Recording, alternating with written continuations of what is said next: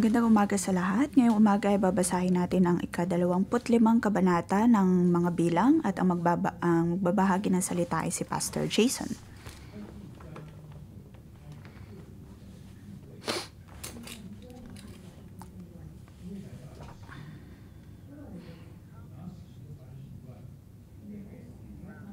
Ang kabanatang ito ay napaka-espesyal dahil makikita natin dito ang tungkol sa Shittim.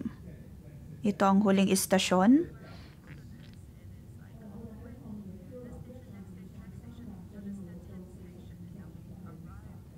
Ito na ang ika-10 at ang huling istasyon bago sila makapunta sa lupang pangako.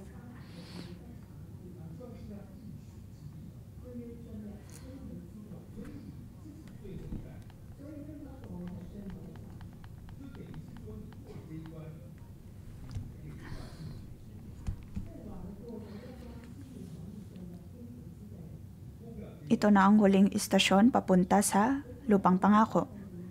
At kung hindi nila malampasan ito ay maaaring mananatili sila sa ilang.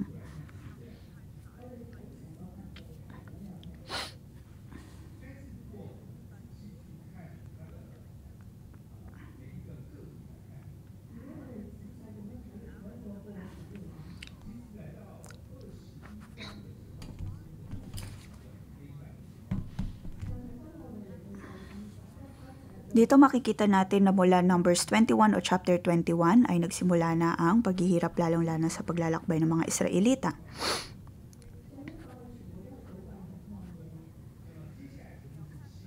Ang naunang henerasyon ay nanatili sa ilang at namayapa na, ngunit makikita natin ang pag-usbong ng panibagong henerasyon at ang pamamalagi sa ilang ay maging sa Shittim ay ang unang istasyon o ang huling istasyon na kailangan nilang kaharapin.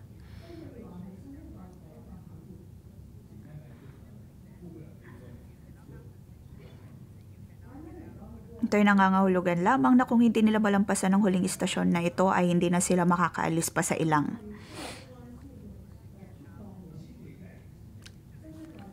Ang nakaraang henerasyon ay kailangang harapin ang problemang ito at ngayon naman ang kasalukuyang henerasyon ay kailangang harapin ang istasyon na ito.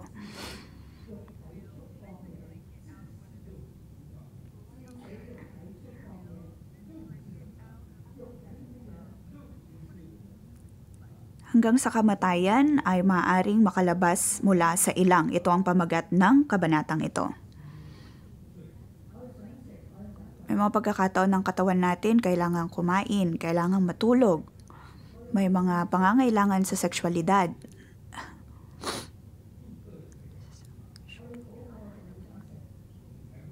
Nandun ang pagkagutom, kaya kailangan kumain.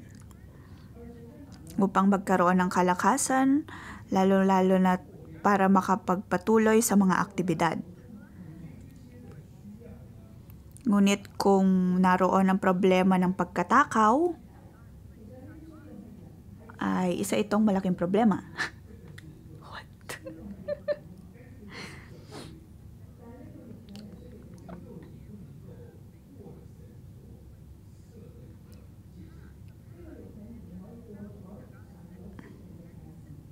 Maaaring may mga pangangailangan ng ating mga katawan, ngunit ang Panginoon ay naglalagay ng hangganan pagdating sa mga pangangailangan na ito. Madalas ay nawawalan tayo ng kontrol at ito ang dahilan kung bakit hindi tayo makaalis sa ilang ng ating mga buhay.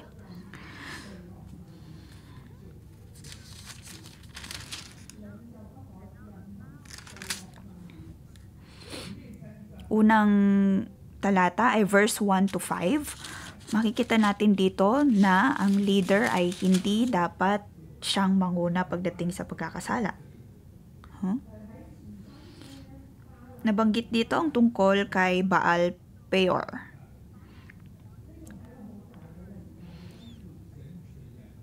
Kung maalala natin, sa nakaraang chapters ay nandoon ang tungkol sa proteksyon ng Panginoon laban kay Balaam at Balak.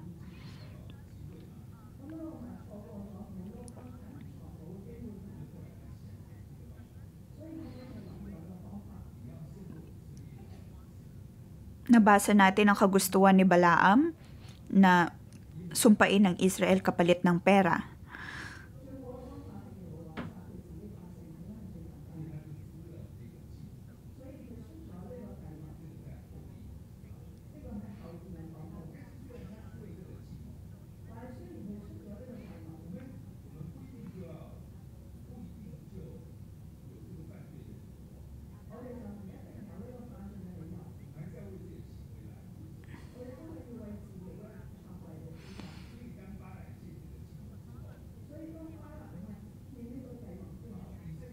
Si Balaam ay nais niyang bawiin ang sumpa na kanyang binigay sa Israel dahil nais niyang magkaroon din ng pagpapala tulad ng mga Israelita.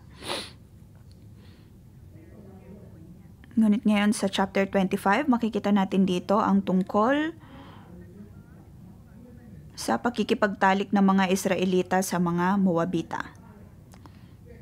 Nangyari ito dahil nagsimula silang maghandog sa mga Diyos-Diyosan.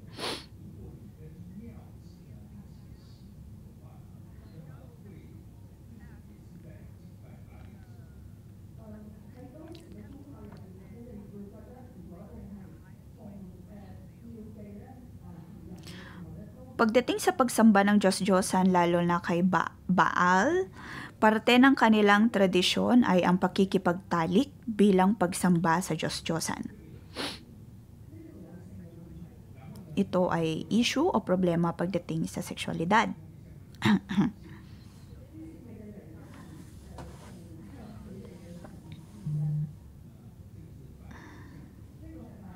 Ito ay pagpupuri o pagsamba sa Diyos-Diyosan.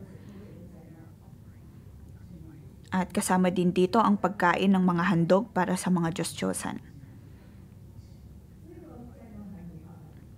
Ang pagkain nito ay isang malaking problema. Dahil sa loob ng 40 taon ay hindi kumain ang mga Israelita ng mga handog na ito. Sa loob ng 40 taon na iyon, ang madalas nilang kainin ay ang mana na mula sa Panginoon. Sa 40 taon ay parehong pagkain ang kanilang kinakain.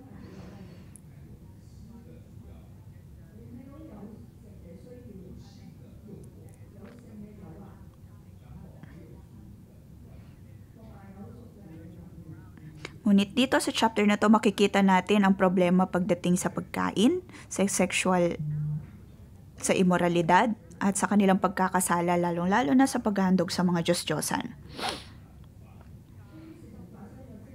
Dahil dito ay nagalit si Yahweh.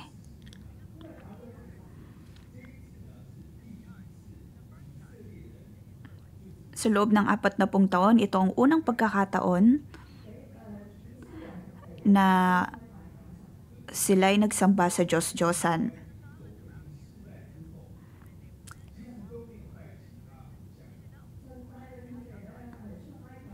Kung iisipin nating mabuti, ang Panginoon ay inilabas sa mga Israelita sa Ehipto at sa loob ng 40 taon ay hindi sila sumamba ng Diyos-Diyosan. Ngunit pagdating dito ay nagsimula na silang sumamba sa mga Diyos-Diyosan. Kung kaya naman nagalit si Yahweh. At ang paghatol ng Panginoon ay naging malaki, lalong-lalo na sa chapter na ito. Sa verse 4, sabi dito, tipunin mo ang mga pinunong ni Israel, patayin mo sila sa harap ng madla para mapawi ang galit ko sa Israel. Sabi ng Panginoon kay Moses.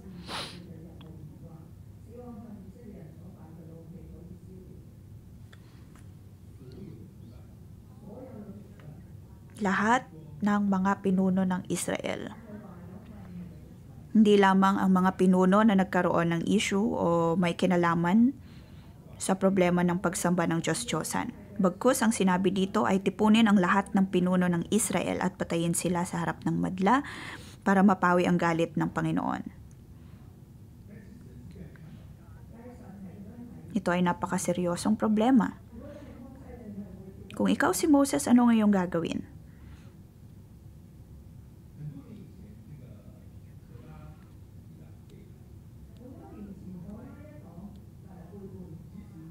Maraming taon bago mangyari ito, ay nabasa natin ang tungkol kay Korah. Hinayaan ng Diyos na bumuka ang lupa upang lamunin si Korah at ang kanyang lipi. Ang paglilitis ng Panginoon ay napakaklaro. Ngunit para sa mga tao, ang kanilang tinitignan ay si Moses ang may pakana kung bakit nasawi ang mga taong to. Nasawi or naparusahan ng mga taong to.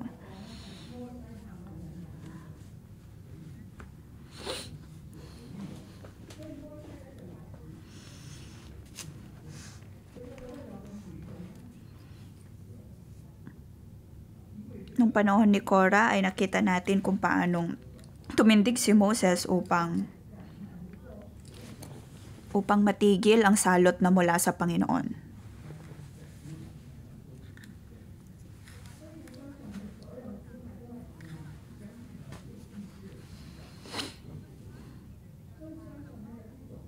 Dito makikita natin na marami sa mga Israelita, lalo na sa bawat tribo at maging mga pinuno ay may problema at pagkakasala. Nung nakaraan sa panahon ni Korah ay hindi kinaya ni Moses na patayin silang lahat. Kung kaya nagkaroon siya ng panibagong plano. Sa verse 5, iniutos ni Moses ang mga hukom ng Israel, patayin ninyong lahat ng kasama ninyong sumamba kay Baal Peor.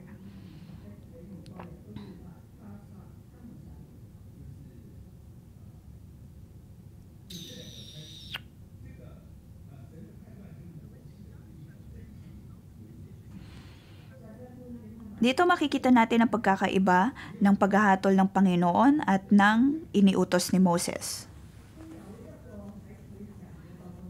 At kung titignan natin ito sa perspektibo ng tao, ay maaring mayroong klarong dahilan kung bakit ganito ang nangyari. Ito ay dahil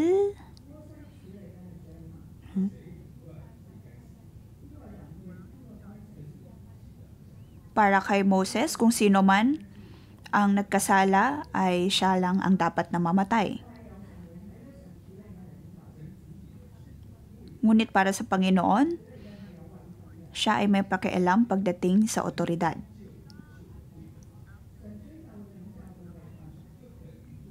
Kanyang tinitignan ang otoridad na mayroon, ang mga leader na kanyang pinili.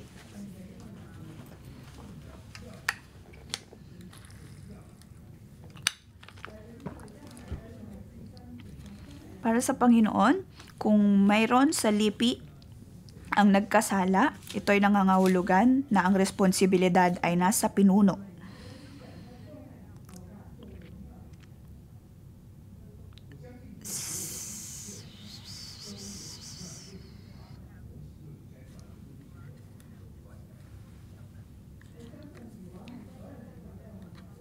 Dito maaari nating isipin na kung ang mga pinuno ang mayroong problema at nagkaroon ng issue, malamang sa malamang ay papapatayin din sila ni Moses.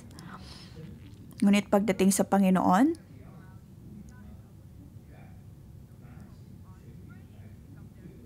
siya ay may pakialam pagdating sa mga pinuno na hindi nagawa ng mabuti ang kanilang mga responsibilidad pagdating sa kanilang mga lipi.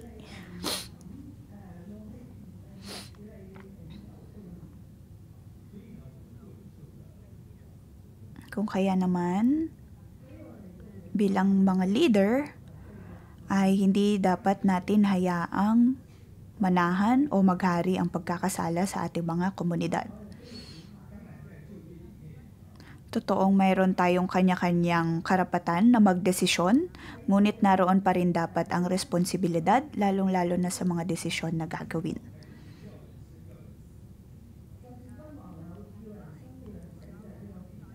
Maging ang mga hari ay nagbibigay karapatan sa iba kung dapat silang mabuhay o hindi. Ngunit, naroon dapat ang otoridad pa rin natin na sabihin kung alin ang tama sa mali. Bilang mga pinuno o mga leader, hindi dapat natin hayaang maghari ang pagkakasala. Sunod na talata. Mula verse 6 hanggang 18.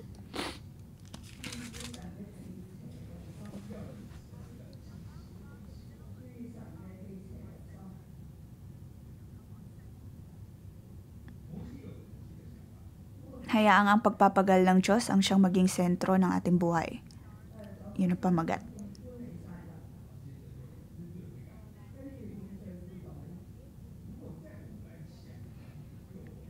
Sa verse 6, nakita natin dito na si Moses at ang buong bayan ay nanangis sa harap ng toldang tipanan ang toldang tipanan.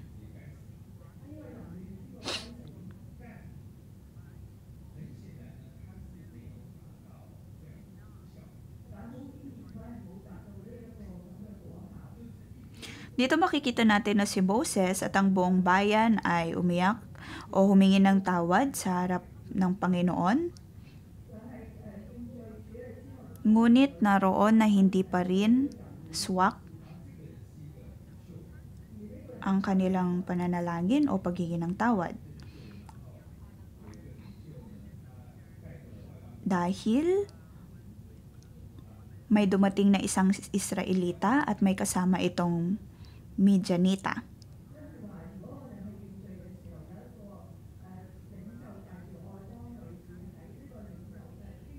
At hayagan silang pumasok sa tolda.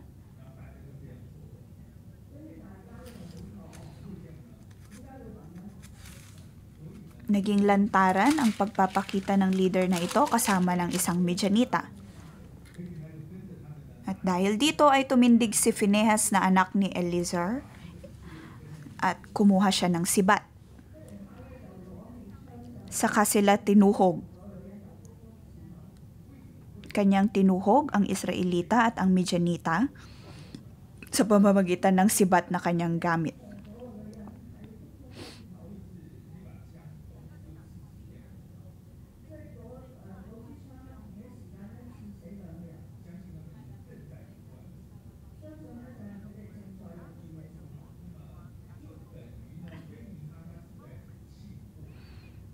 Ang Israelita at ang Midianitang ito ay kasalukuyang gumagawa ng imoralidad, kung kaya naman nang dumating si Phinehas ay natuhog silang dalawa gamit ang sibat.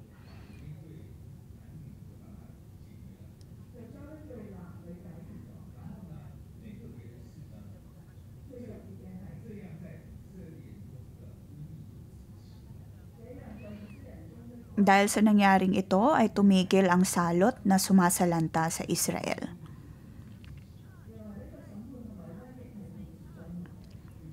Kaya naman mapapansin dito na ang paghahatol ng Diyos at maging ang salot na nangyayari sa Israel ay nangyari sa parehong panahon.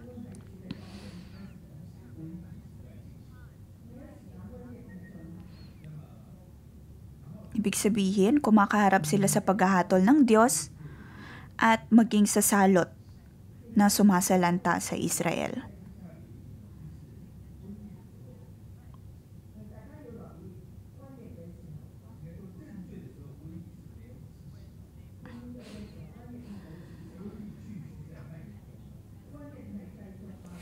Ibig sabihin, nang sila'y humihingi ng tawad sa Panginoon ay nangyayari pa rin ang salot sa Israel. Kung kaya nabanggit dito na 24,000 na ang namatay nang dahil sa salot na iyon.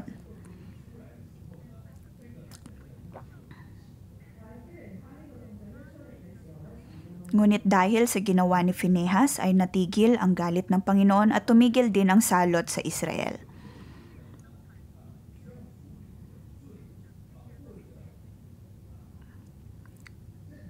Dito makikita natin ang perspektibo na may mga pag-iisip tayo madalas na kung tayo ay hingi ng tawad sa Panginoon, maaaring matigil na ang salot sa ating buhay. Ngunit sa chapter na ito na ating binabasa, makikita natin dito na hindi tumigil ang galit ng Panginoon. Naroon dapat ang pagnanais natin na maibalik ang tamang relasyon sa Panginoon. At tamang relasyon din maging sa tao.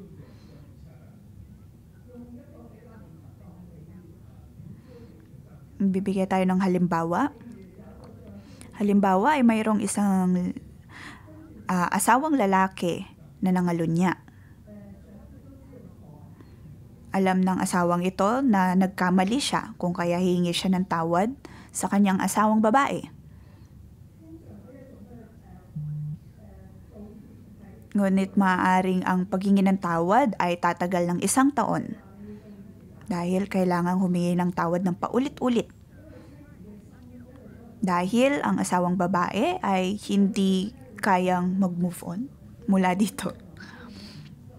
Maaaring nasa isip ng babae na bakit ito nangyari. Ang aking puso ay puno ng kapaitan. Kung kaya ang asawang lalaki ay kailangang manalangin ng paulit-ulit at humingi ng tawad ng paulit-ulit.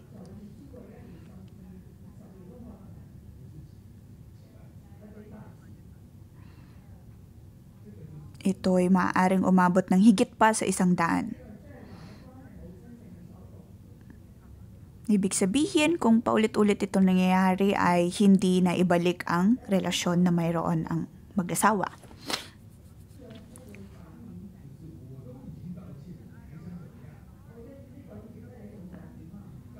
Maaring dumating sa punto na ang asawang lalaki ay maiinip na dahil paulit-ulit na lamang ang paghingi ng tawad.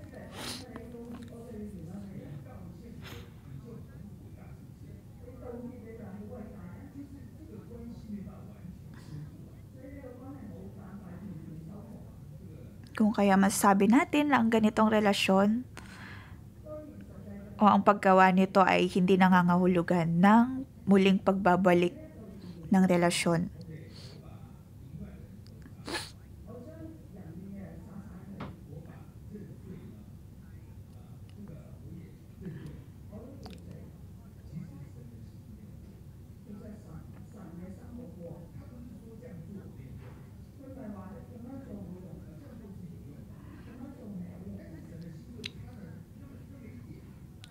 Kung ating babalikan ang chapter na ito, makikita natin kung paano hindi rin natuwa ang Panginoon kahit pa paulit-ulit na humingi ng tawad ang mga Israelita. Dahil naroon pa rin ang malayong relasyon sa pagitan ng mga Israelita at ng Panginoon.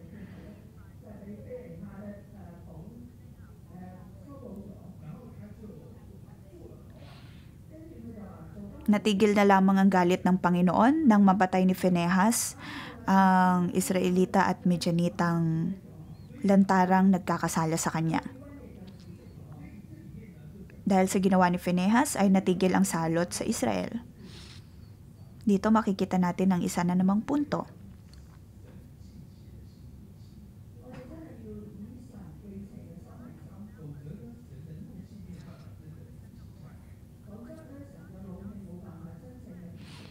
Kailangan nating pantayan ang pagpapagal ng Panginoon. Dahil kung hindi, tayo ay patuloy na mamumuhay sa ilalim sa ilalim ng galit ng Panginoon.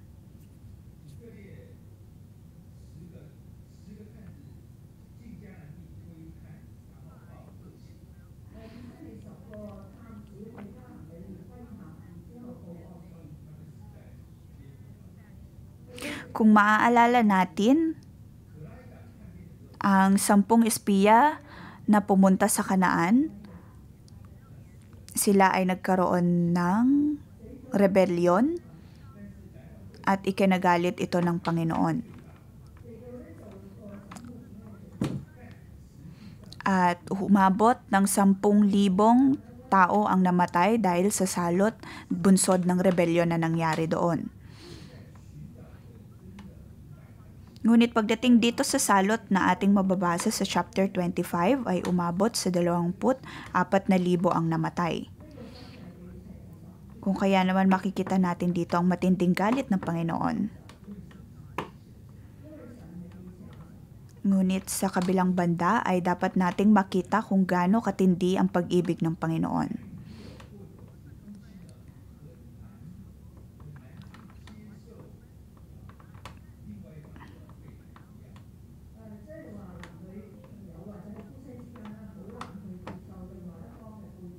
Matindi ang naging galit ng Panginoon dahil matindi din ang kanyang pag-ibig para sa Israel. Ayaw niyang magkaroon sila ng ibang mga Diyos-Diyosan o kaya'y magkasala na siyang nagiging dahilan kung bakit siya nasasaktan. Dahil dito dapat nating maunawaan na ating dapat pantayan ang pag-ibig na binibigay ng Panginoon.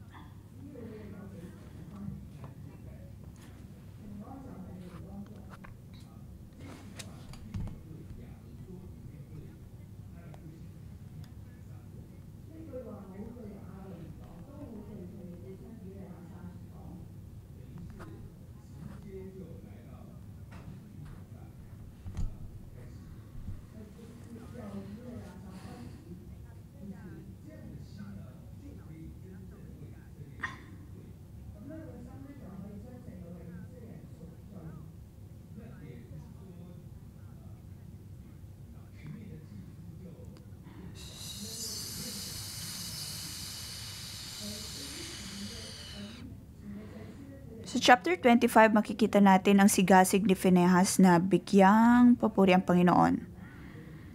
At ibalik ang relasyon na mayroon ng Israel sa Panginoon.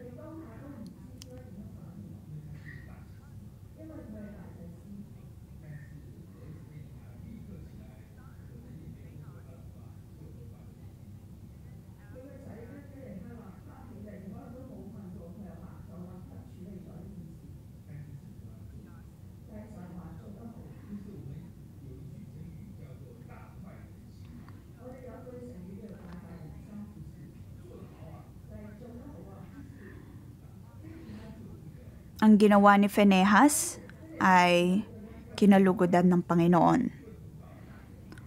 Naintindihan ni Phinehas ang galit na mayroon ng Panginoon. At naintindihan niya din kung ano ang maaring magpatigil sa galit ng Panginoon. Kung kaya naman ginawa niya ang pagpatay sa Israelita at Midianita upang tumigil ang salot sa Israel at upang matigil maging ang galit ng Panginoon. Sa atin ngayon, lahat tayo ay sumusunod sa Panginoon. Ang mga Israelita ay sinusunod din ng Panginoon kahit sa ilang. Kailangan nilang sundin ang ulap at ang apoy na mula sa Panginoon. Ngunit sila ay mayroong mga problema, may mga pagtukso na kailangan nilang harapin.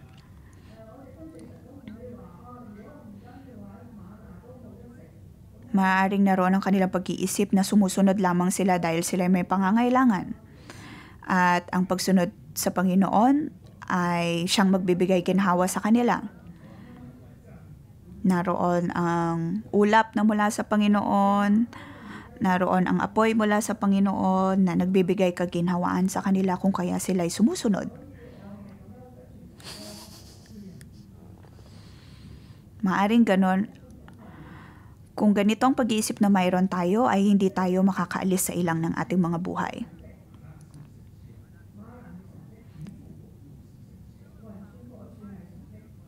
Ang mana ay milagro. Ang ulap na mula sa Panginoon ay milagro.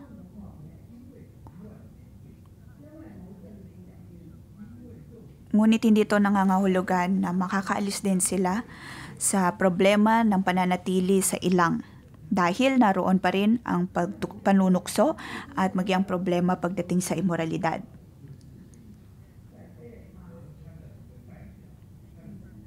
Kung kaya nga dumating ang hatol at salot mula sa Panginoon at natigil lamang ito dahil sa ginawa ni Phinehas, dahil kanyang naintindihan ang pag-ibig at ang sigasig na mayroon ng Panginoon. Katulad ng Panginoon ay nagalit din si Phinehas dahil sa pagkakasala ng Israel. Naroon ang galit dahil sa pagkakasala ng mga Israelita at ng lantaran nilang paggawa ng mali.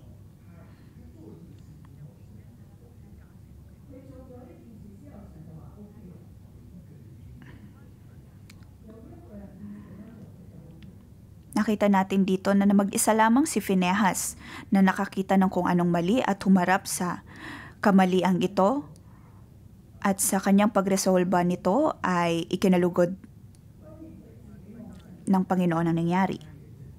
Dahil dito ay pinagpala siya ng Diyos. At dahil na rin sa ginawa ni Phinehas ay marami din ang naisalba. Marami ang dapat sanang mamatay, ngunit ang galit ng Panginoon ay natigil dahil sa ginawa ni Phinehas.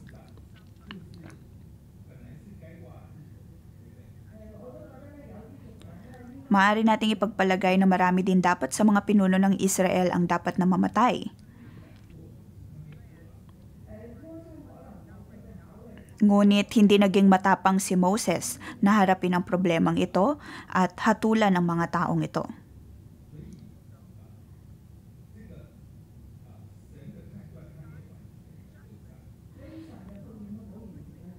Kung kaya naman ang hatol ng Panginoon ay hindi talagang nasunod, lalong-lalo na ni Moses. Ngunit pagdating kay Phinehas, ay natigil ang salot na ito dahil sa sigasig niyang sumunod sa Panginoon. Dito makikita natin na ang Panginoon ay naghahanap ng taong tunay na nakakaintindi sa kanyang pakiramdam.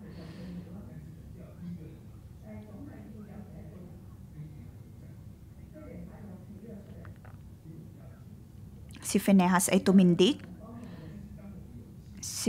tumindig upang gawin ang kalooban ng Panginoon at upang tapatan ang sigasig ng Panginoon. Ganon din sa ating buhay. Dapat tayong magkaroon ng sigasig na unawain ang pakiramdam ng Panginoon at unawain maging ang kanyang kalooban. Kung maiintindihan natin ang kalooban ng Panginoon at ang maging kanyang pagiging masigasig ay paniguradong naroon ang daan palabas sa ilang ng ating mga buhay.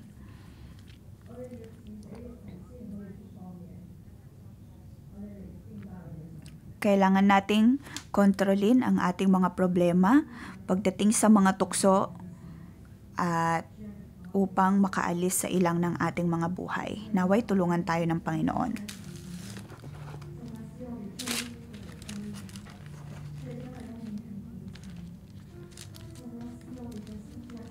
Panginoon, tulungan mo kami na sumunod sa iyong kalooban at maging masigasig sa pagsunod. At upang ang puso namin ay patuloy na mamuhay ng ayon sa iyong kalooban.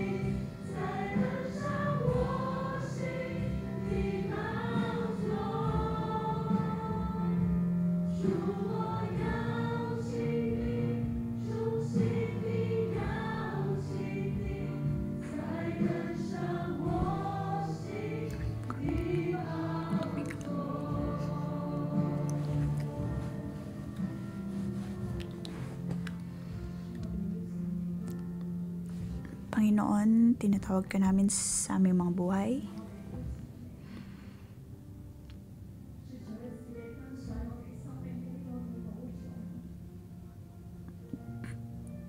Naway muli kang maghari sa aming mga puso.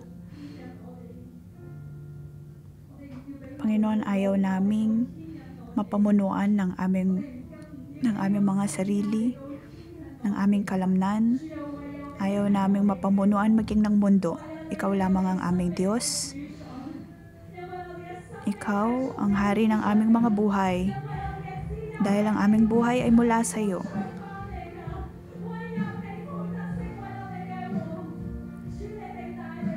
Ikaw ang aming hari. Naway pangunahan mo kami at pamunuan. Naway higit ka maghari sa aming mga buhay.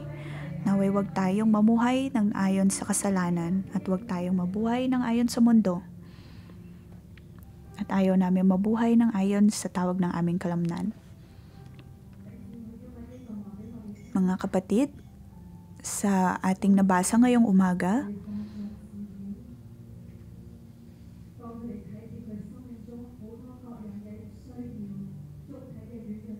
ang mga Israelita ay sinunod ang kanilang mga kalamnan at ang hatol ng Panginoon at maging ang salot mula sa Panginoon ay nangyari sa kanilang buhay.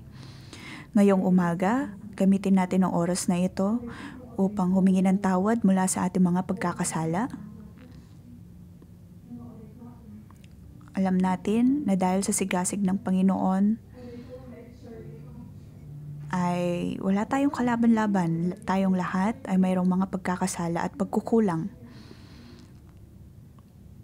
May mga pagkakataon na mas nais nating sundin ang ating kalooban. Ngunit ngayong umaga ay humingi tayo ng tawad sa Panginoon.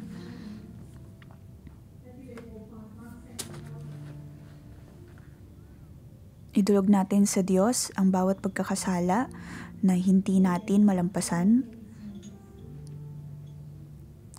Ang Diyos ay masigasig. Ating ayawan ang mga bagay na hindi kinalulugdan ng Panginoon.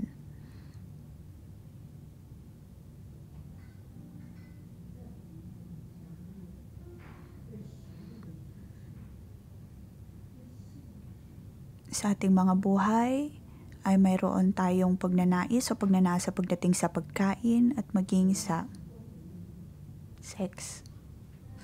May mga pagkakataon na gusto nating magtagumpay. Kailangan natin o nandoon ang pagnanais natin na makaranas ng karangalan. Panginoon, naway magliwanag ka sa aming mga buhay.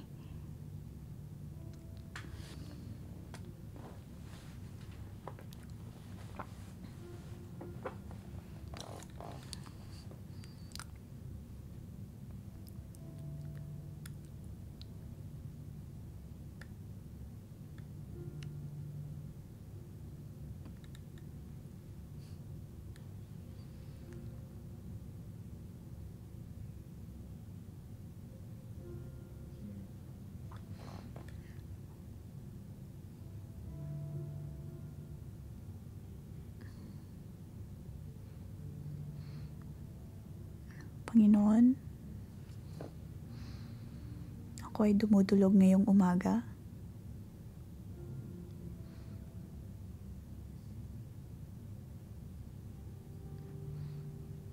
May mga pagkakataon o madalas ay bibigyan ako ng distraksyon ng mundo.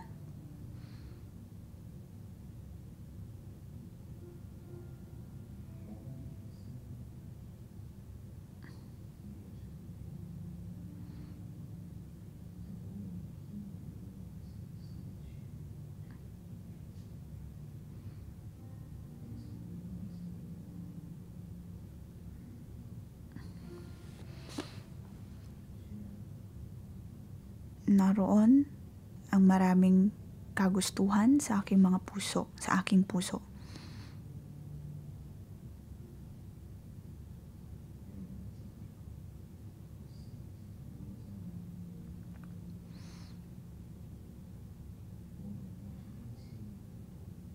At dahil sa mga pagnanasang ito ay lumalayo ako sa iyo at sa iyong kalooban.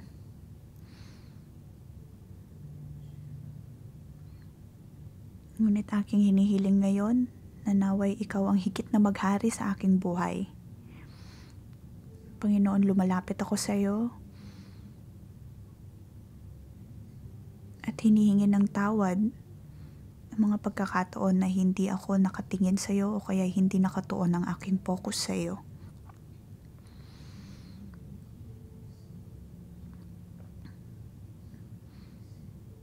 Patawarin mo ko sa mga pagkakataon na higit na naghahari ang aking kalamnan at ang aking pagnanasa imbes na gawin ang iyong kalooban. Panginoon, patawad sa mga pagkakataon na ikaw ang higit na ang kasalanan ang higit na siya naghahari sa aking buhay. Panginoong Jesus, kami tumutulog sa iyo at naway patawarin mo kami. Nakita namin ang iyong kabutihan sa aming mga buhay. Ngunit may mga pagkakataon na ginagamit namin ang maraming bagay sa mundo upang magkaroon ng pagkakontento sa aming mga buhay. Ngunit kung tutuusin ay walang bagay sa mundong ito ang siyang magbibigay ng tunay na pagkakontento sa aming buhay.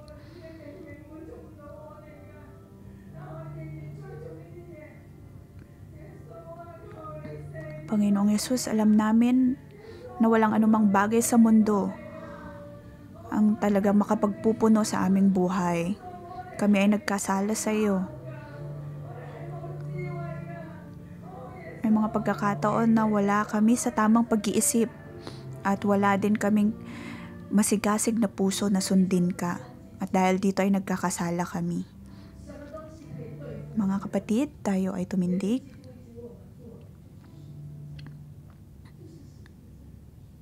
Siyasatin natin ang ating mga puso. At tandaan nating ang Panginoong Jesus ay isinakripisyo niya ang kanyang buhay sa krus ng Kalbaryo.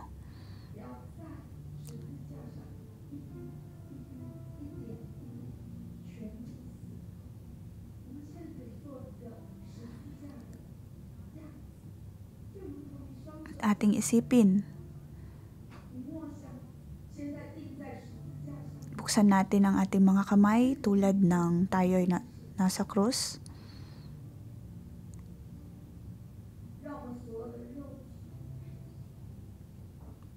At isipin natin tayo ay nasa krus din na nasakripisyo kasama ni Jesus, kasama ng Panginoong Jesus. May mga pagkakataon na naroon na ang mana mula sa Panginoon, ngunit patuloy pa rin tayo sa pagkain ng mga handog para sa Diyos-Diyosan. Patuloy pa rin tayo sa paghahanap ng pera o paghahabol sa pera, paghahabol sa reputasyon, paghahabol sa kung anong tingin sa atin ng iba, paghahabol pagdating sa mga material na bagay upang tayo ay makontento, paghahabol pagdating sa karangalan mula sa tao, dignidad mula sa tao. Ating ipagpalagay na ang lahat ng ito ay naipako sa krus ng Kalbaryo kasama ng Panginoong Hesus.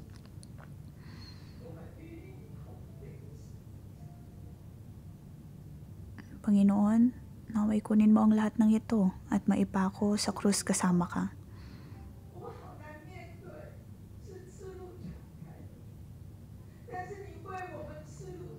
Panginoong Hesus, napakahirap para sa amin na isuko ang aming buhay, ngunit naroon kang ibinigay ang lahat at sinakripisyo ang iyong buhay para sa amin. Ang bawat latay ng sugat na mayroon ka, ang korona ng tinik na mayroon ka, maging ang pako na lumusot sa iyong kamay para sa amin, ang mga sugat na mayroon ka.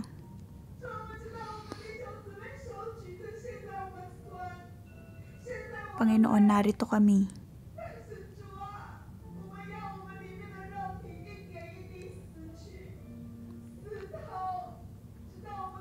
Pagod na rin kami at nais din naming isuko ang mga pagnanasa na mayroon kami dahil nais naming manumbalik sa iyo. Aming binibigyang kamatayan ang aming kalamnan at ang aming mga pagnanasa dahil nais naming makasama ka.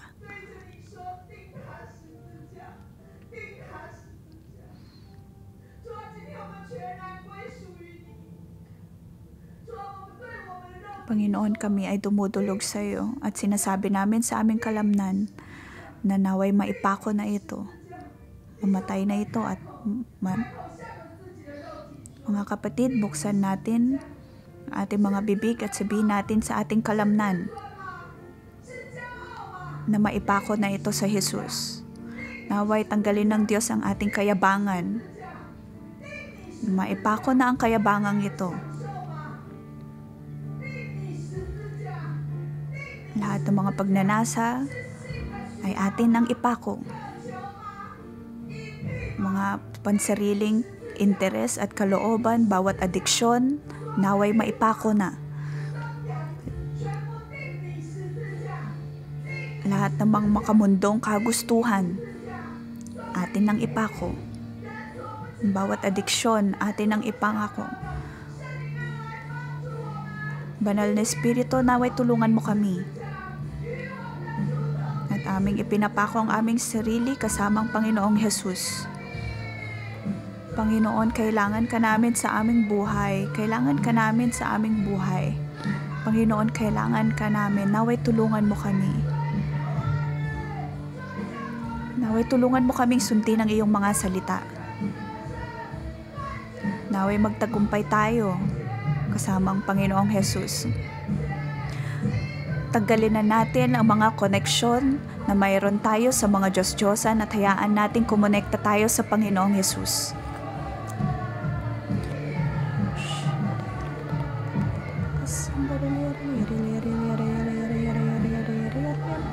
Panginoong Jesus, kailangan ka namin sa aming buhay. Panginoong Jesus, kailangan ka namin sa aming buhay. Banal na Espiritu, naway bigyan mo kami ng kalakasan. Naway tulungan mo kaming bigyang kamatayan ang aming kalamnan. Panginoong Jesus, pinupuri ka namin at sinasamba.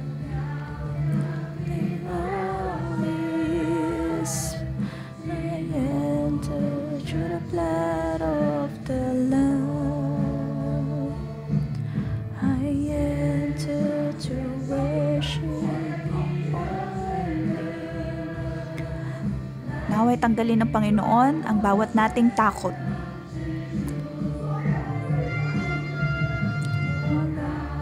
Naway tanggalin ng Diyos ang bawat mataas nating pagtingin sa ating mga sarili.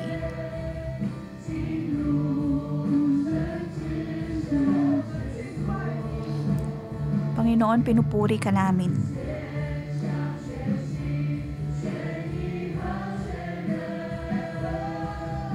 Panginoon,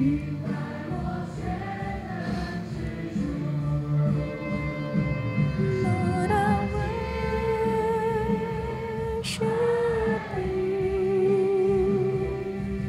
I worship you. Lord, I worship you.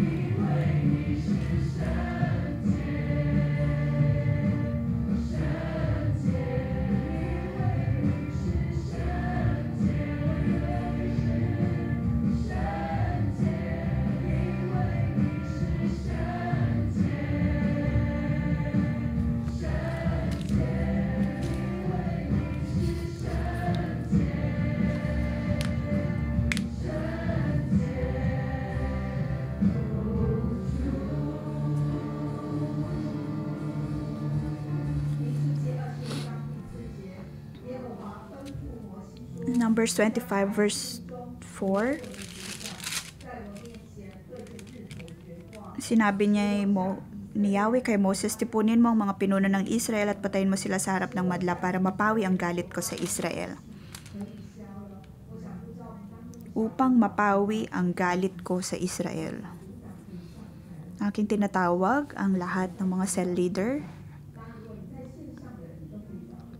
maging ang mga leader ng bawat tribo sa ating simbahan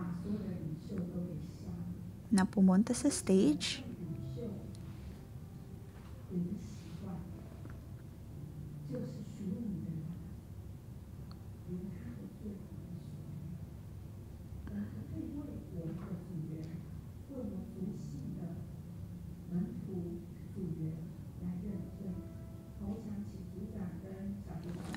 Ang ating mga cell leader para sa ating mga tribo, kailangan nating lumuhod. Bawat leader ay dapat na manalangin at humingi ng tawad sa Panginoon at magsilbing tagapamagitan ng kanilang mga cell leader.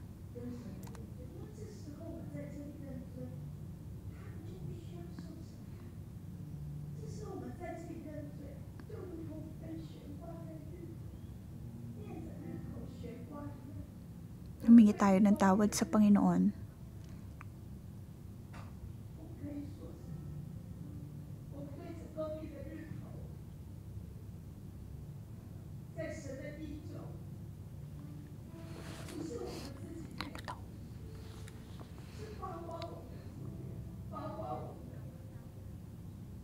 Tayo humingi ng tawad sa Panginoon. Panginoon, kami ay dumudulog sa iyo.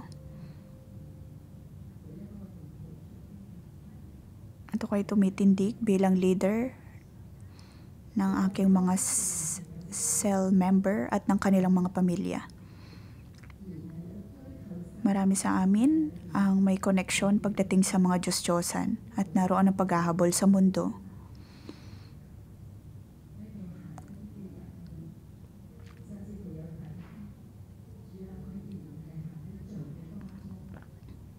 May mga kapatid kami na konektado pa rin pagdating sa mga kasalanan. Naroon ang immoralidad at ang pangangalunya. May mga pagkakataon na hindi kami sumusunod sa otoridad. Pagdating din sa aming mga trabaho ay naroon ang pagrereklamo. At naroon ang panghuhusga maging sa mga otoridad na mayroon kami. Panginoon, aming hinihingi ng tawad.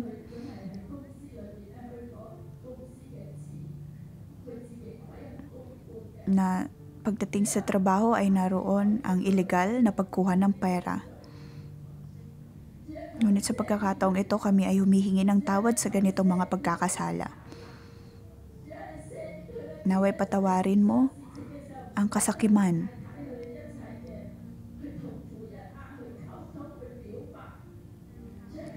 Patawarin mo ang cell member ko na ito na naging sakim at maging din ang problema sa asawa na mayroon siya.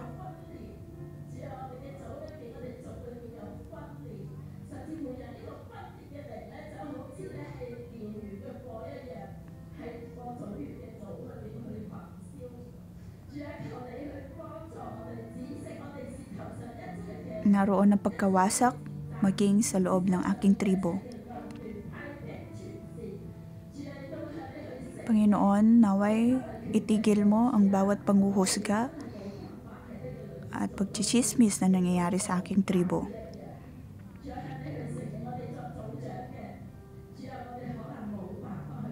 May mga pagkakataon na bilang leader ay wala kaming sapat na pag-ibig pagdating sa aming mga cell members. May mga pagkakataon na tuwing nagkakaroon kami ng komprontasyon, ay wala kaming sapat na pag-ibig para sa kanila.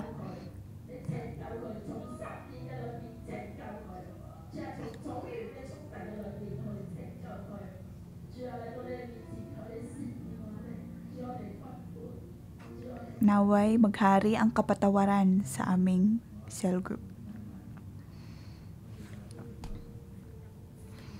Panginoon, narito kami, tumitindig bilang cell leader. At kami nang humihingi ng tawad. May mga pagkakataon na ang puso namin ay hindi masigasig o ang aming pagsunod sa iyo ay hindi ganun kasigasig. Kami ay nagtatago mula sa iyo. At ako ay tumitindig.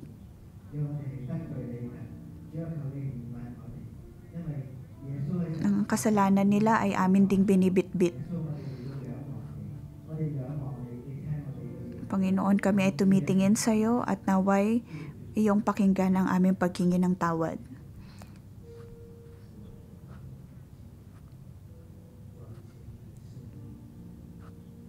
Panginoon, patawarin mo kami.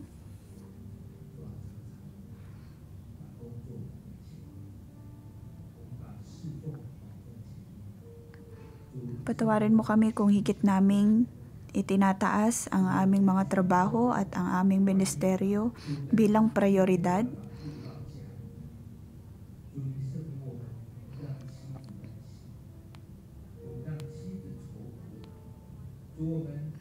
Panginoon, patawad kung higit kaming nakatingin pagdating sa aming mga trabaho.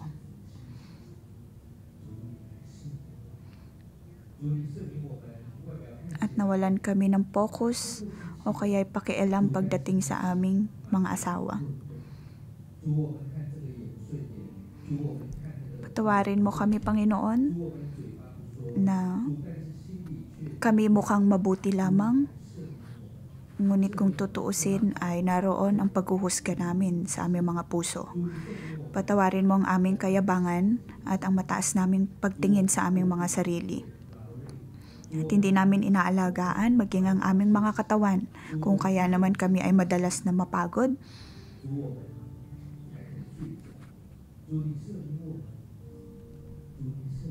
At naroon ang pag-uubos ng lakas. Panginoon, naway patawarin mo kami. Sa pangalan ni Jesus.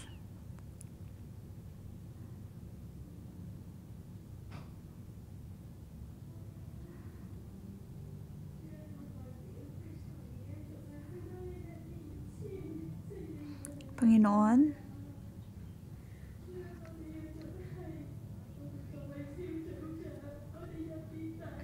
patawarin mo kami pagdating sa ipokridad na meron kami.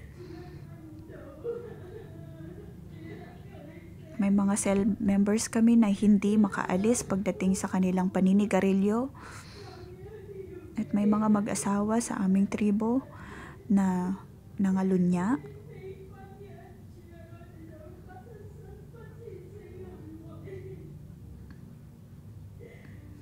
At ilan sa aming mga cell member, Panginoon, ay magkaroon ng imoralidad, gayong hindi pa kasal. Panginoon, naway patawarin mo kami maging sa addiction namin pagdating sa paggamit ng cellphone. Patawarin mo kami maging sa panghuhusga na mayroon kami. Pag-aakusa na ginagawa namin pagdating sa ibang tao. Kami ay nagkakasala sa iyo.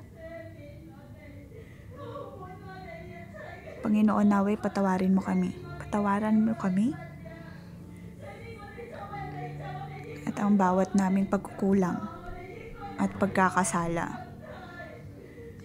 May mga pagkakataon na bilang leader ay hindi kami tumitindig at nagsasalita dahil takot kaming mawasak ang relasyon na mayroon kami.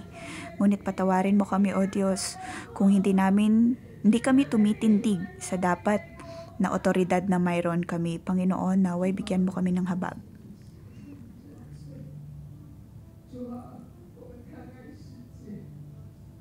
Panginoon, kami ay humihingi ng tawad dahil sa pag-ibig na mayroon kami sa mundo.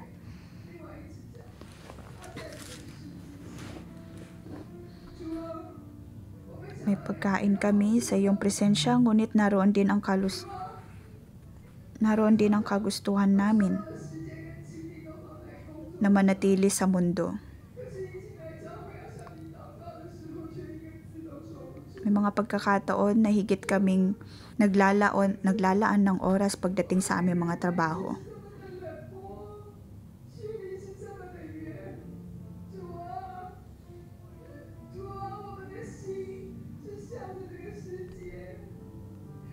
Noon may mga pagkakataon na higit na sinusunod ng aming puso ang mundo. At patawarin mo kami, Panginoon.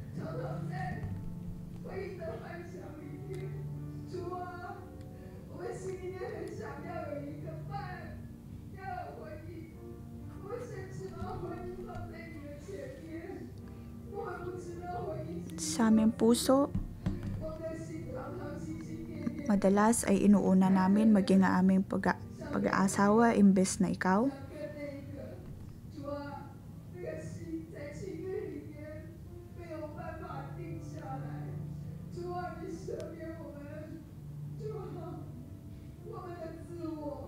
Higit namin sinusunod ang aming mga pagnanasa. May mga pagkakataon nakatingin lamang kami sa aming sarili kaya hindi ka namin makita. Panginoon, naway patawarin mo kami sa ganitong pagkakasala namin.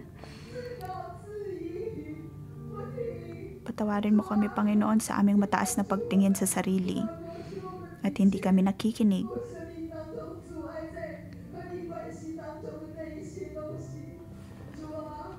Panginoon, naway tanggalin mo ang bawat dahilan kung bakit hindi kami nagkakaroon ng maayos na relasyon sa iyo. Panginoon,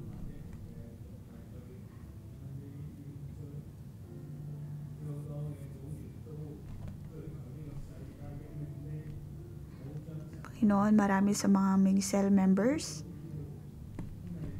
ay higit na nakatingin sa mundo. At mayroon kaming mga pagkukulang. May mga pagkakataon na ayaw din naming mag-attend ng mga service.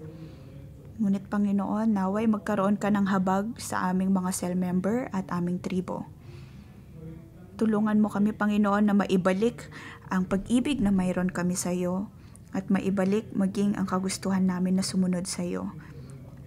Aming muling isinusuko ang aming mga buhay sa iyo.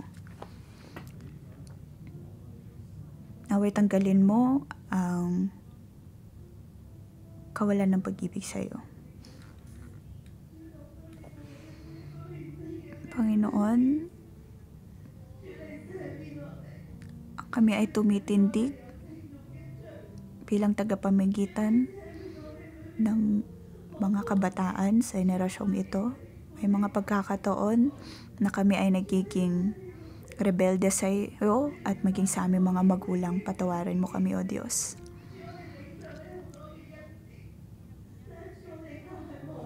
Panginoon, nakita namin ang iyong kabutihan sa aming buhay, ngunit madalas naming malimutan ito.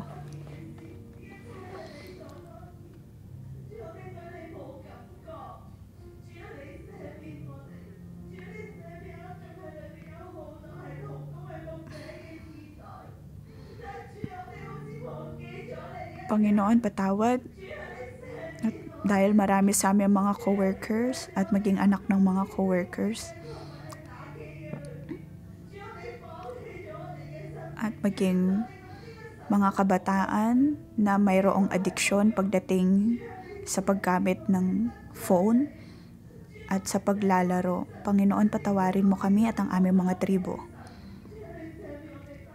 Dahil hindi ka namin tinitignan bilang Diyos, patawarin mo kami na maging sa aming pamamalagi sa simbahan ay hindi ka namin pinupuri at hindi kami nakapokus sa iyo.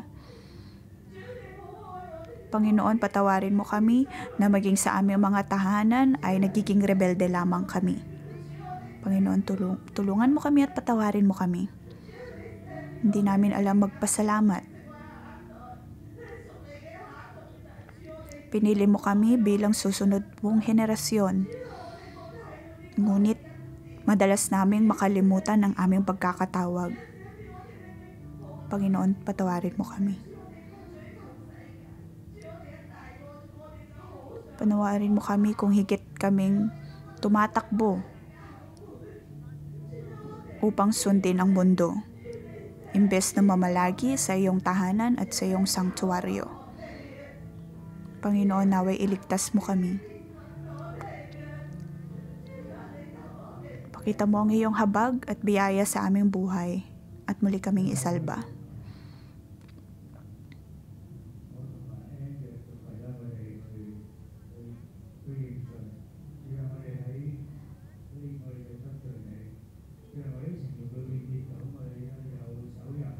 Panginoon, patawarin mo kami pagdating sa aming mga pagnanasa.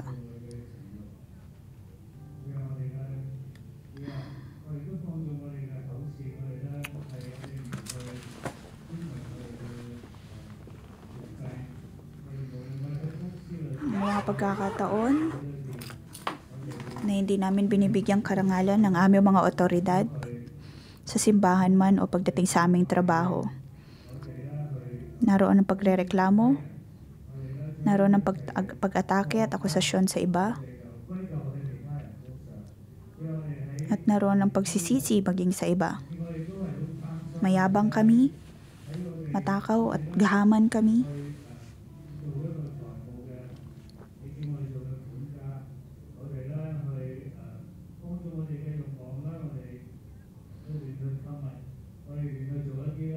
Panginoon, tinawag mo kami upang pangalagaan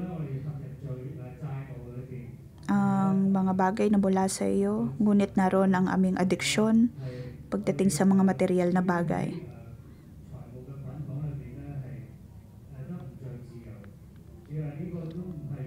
Dahil dito ay nagkaroon kami ng problema pagdating sa pera. At alam namin na hindi ito nagbibigay karangalan sa iyo. Dahil patuloy kami nagkakasala. Panginoon, naway palayain mo kami sa ganitong problema. Palayain mo kami pagdating sa mga pagkakasala at sa mga makamundong kagustuhan na nais namin.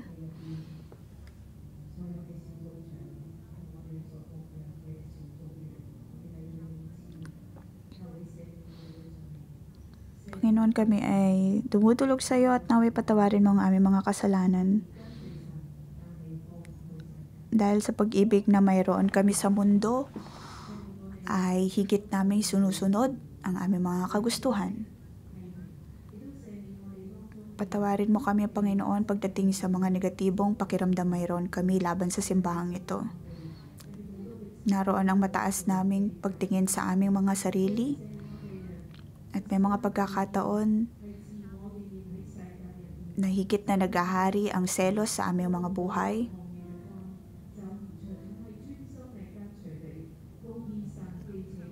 Naroon ang pagdududa kung kami nga ba ay makakaalis sa ilang ng aming mga buhay. Hindi kami masigasig pagdating sa pagsunod sa iyo. At may mga problema pagdating sa aming mga pamilya. Hindi buong puso ang aming pagsunod sa iyo. Walang pag-ibig at walang pagtitiwala. Ngunit Panginoon, naway patawarin mo kami at higit mo kaming lukuban ng iyong pag-ibig at ng iyong banal na dugo.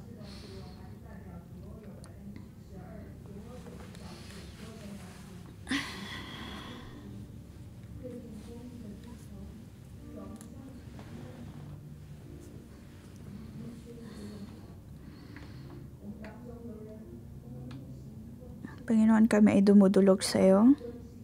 Marami sa amin ang hindi nagbibigay ng aming ikapu at hindi kami sumusunod sa iyong kalooban. Kami ay kumukonekta pagdating sa mga Diyos-Diyosan, maging sa mga pagsusumpa. Panginoon, patawarin mo kami. Maging sa mga pagnanasa na mayroon kami.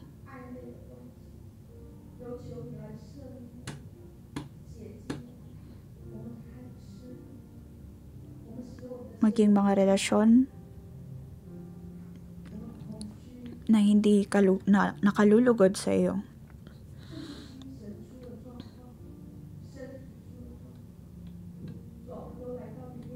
May mga problema din kami pagdating sa aming mga katawan. Patawarin mo kami, Panginoon, kung hindi kami umaasa sa iyo. Sa aming pagdulog sa iyo ay amin ding idinudulog ang bawat kabigatan sa aming mga puso, ang bawat kasalanan na mayroon kami. lahat ng aming mga pinanalangin. Alam namin, Panginoon, na sa pamamagitan ng iyong banal na dugo ay napatawad na ang lahat ng ito. Aking tinatawag ang lahat na tayo'y manalangin sa Panginoon, lumuhod sa Kanya.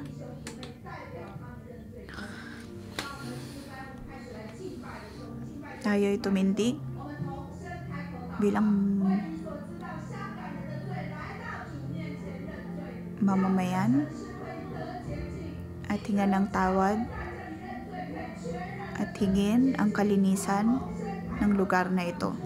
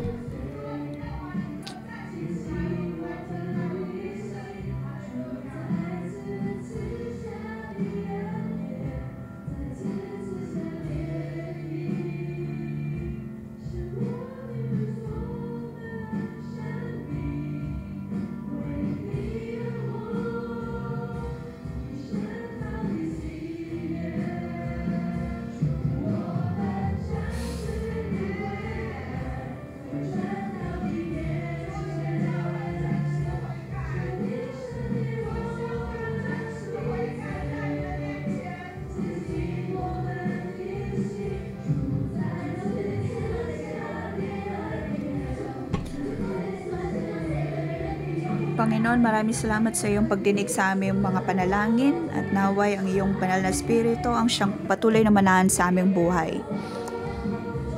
Maraming salamat sa iyong pagpapatawad sa amin at sa aming mga tribo at sa aming cell group.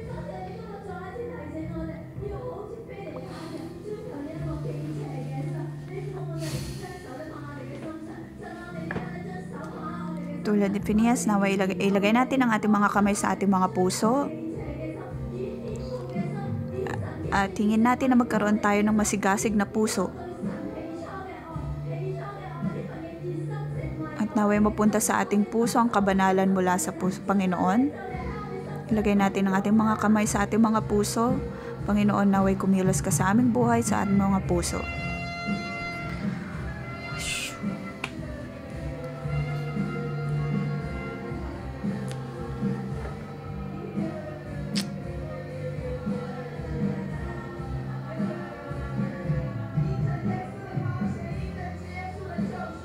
Dahil sa banal na dugo ng Panginoong Hesus at kanyang pagliligtas, Panginoon, narito kami, nais namin magkaroon ng koneksyon at relasyon sa iyo.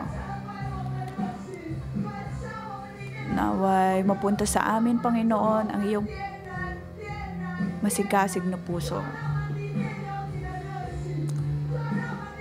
Muli mong buhayin ang aming mga puso at bigyan kami ng masigasig na puso.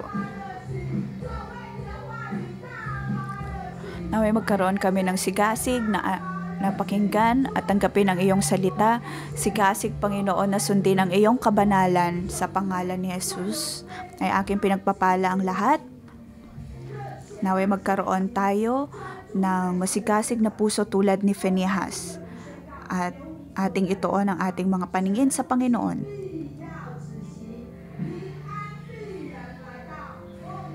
Naway matigil ang galit ng Panginoon at higit na maghari ang habag at biyaya ng Panginoon sa pangalan ni Jesus. Amen. Dito po nagtatapos ang ating pangumagang debosyon. Magandang umaga.